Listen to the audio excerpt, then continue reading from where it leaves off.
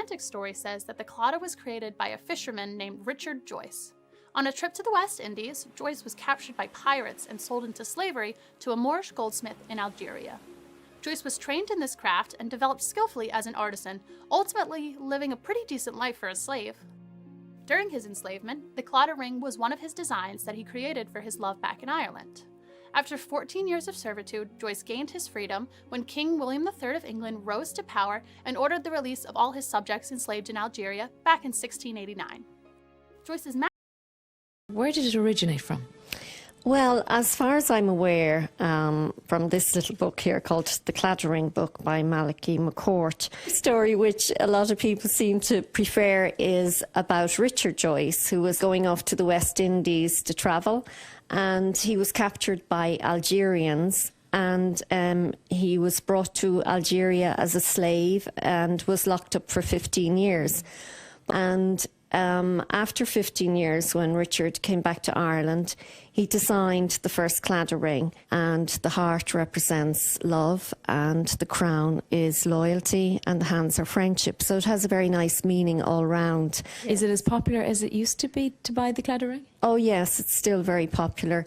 Irish people love the claddagh ring, and of course it has travelled all around the world and is famous. Many presidents have had claddagh rings, like President Reagan and the Kennedys. And are Irish people buying them? Yes, very much so. It's still a great tradition for parents to give a claddagh ring to their daughter or son. One legend involves an Irishman named Richard Joyce, who supposedly left Ireland for the West Indies but was captured by pirates along the way. He was sold as a slave to an Algerian goldsmith and spent 14 years away from home. He was eventually able to return home and supposedly used the smithing skills he learned as a slave to craft the rings in claddagh. I'm in front of Thomas Dillon's Claddaugh shop. It's the oldest makers of the claddagh ring since 1750. There's also a nice museum inside. Let's go.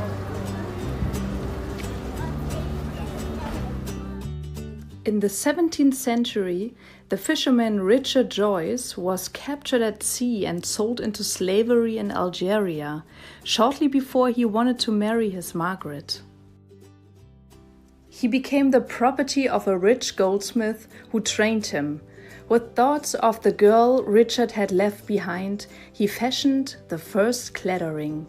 In 1689, he was released and returned home to Galway and married his love and became a goldsmith. The claddagh ring became more and more popular, especially as it was the only ring made in Ireland, worn by Queen Victoria, Queen Alexandra, and King Edward VII.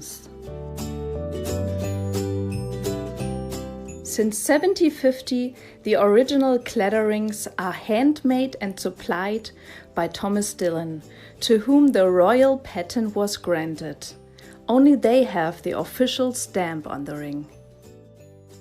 In 1962, Princess Grace of Monaco and Prince Rainier came to Dillon to buy a brooch and cufflinks embodying the claddagh ring motif.